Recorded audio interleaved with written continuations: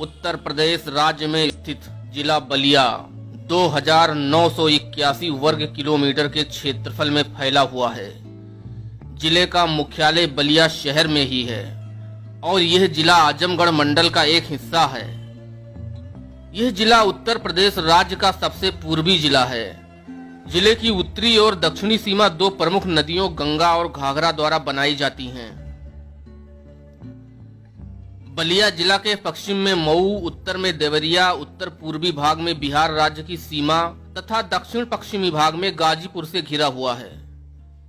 गंगा और घाघरा नदियां बलिया शहर को दूसरे पड़ोसी शहरों से अलग करती हैं। जिले में 6 तहसीलें बैरिया, बलिया, बांसडीह, बेलथरा रोड, रसड़ा एवं सिकंदरपुर तथा 3 लोकसभा क्षेत्र बलिया, सलेमपुर व घोसी हैं।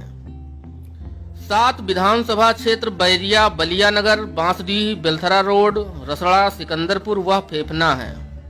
बलिया जिला में प्रमुखता से बोली जाने वाली भाषाएं हिंदी व भोजपुरी हैं। गंगा व घाघरा जैसी पवित्र नदियों के संगम पर बसे बलिया का इतिहास हजारों वर्ष पुराना है। यह क्षेत्र कभी कोसल महाजनपद का हिस्सा हुआ करता था। मध्यकाल में दिल्ली सल्तनत पर विदेशी मुस्लिम आक्रमणकारियों ने पूरी तरह कब्जा जमा लिया था। सन 1202 ईस्वी में इख्तियार मोहम्मद ने घाघरा नदी के किनारे बसे कठौड़ा और कुतुबगंज क्षेत्र पर अधिकार कर लिया था। उस समय बलिया के अंतर्गत एक छोटा सा राज्य हल्दी हुआ करता था, जिसके राजा रामदेव हुआ करते थे। इधर मुस्लिम आक्रमणकारी छोटे बड़े सभी राज्यों को जीतकर दिल्ली सल्तनत का हिस्सा बना रहे थे, लेकिन राजा रामदेव को कोई हरा नहीं पाया था और हल्दी राज्य सदैव स्वतंत्र रहा।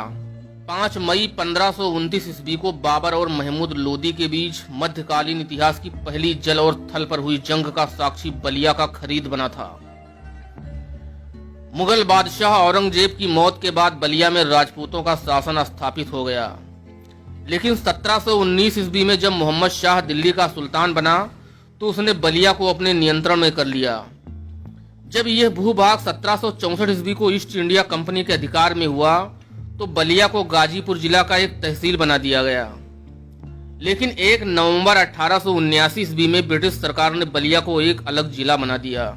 ऋषि मुनियों और अनेक तपस्वियों की तपोभूमि के रूप में जाना जाने वाला बलिया भारत के स्वतंत्रता संग्राम में अपने महत्वपूर्ण योगदान के कारण बागी बलिया के नाम से जाना जाता है। भारत के पहले स्वतंत्रता संग्राम सेनानी मंगल पांडे ने इसी धरती पर जन्म लिया था।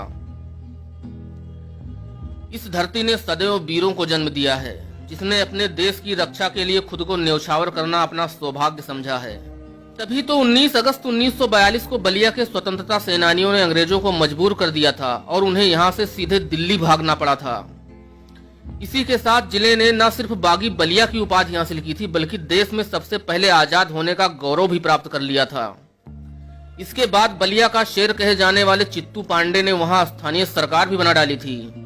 हालांकि बाद में अंग्रेजों ने षड्यंत्र रचकर आंदोलनकारियों को जेल में डालकर फिर से बलिया को अपने अधीन कर लिया था। बलिया की इस महान धरती ने अनेक महान लोगों को अवतरित किया है और करती रहेगी।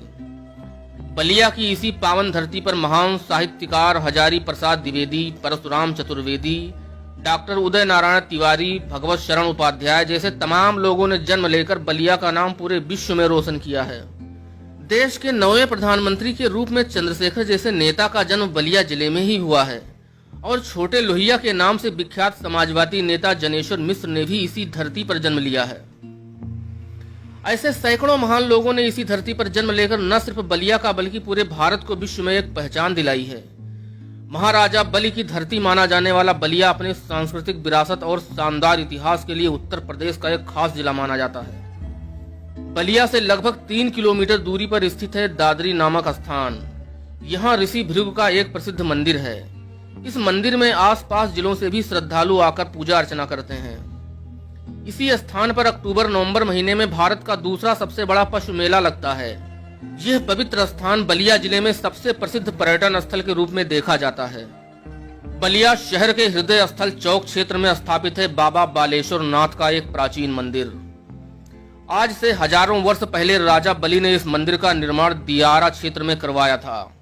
कहा जाता है कि यह मंदिर गंगा की कटान में नदी में समाहित हो गया था, लेकिन लोगों ने शिवलिंग को निकालकर बैलगाड़ी पर लादकर बलिया ले आए और यहाँ एक मंदिर में इस शिवलिंग को स्थापित कर दिया, जो आज बालेश्वर मंदिर के नाम से प्रसिद्ध है।